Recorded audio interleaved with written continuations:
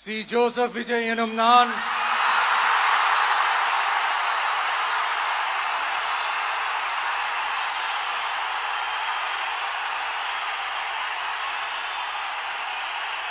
சட்டப்படி அமைக்கப்பெற்ற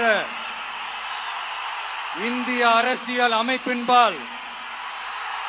உண்மையான நம்பிக்கையும் மாறா பற்றும் கொண்டிருப்பேன் என்றும் இந்திய நாட்டின் ஒப்பில்லாத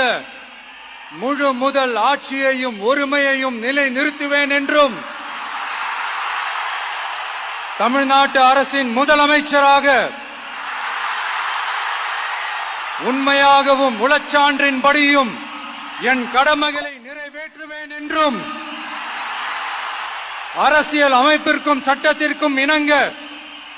அச்சமும் ஒருதலை சார்பும் இன்றி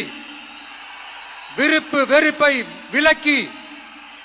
பலதரப்பட்ட மக்கள் அனைவருக்கும் நேர்மையானதை செய்வேன் என்றும் ஆண்டவன் மீது ஆணையிட்டு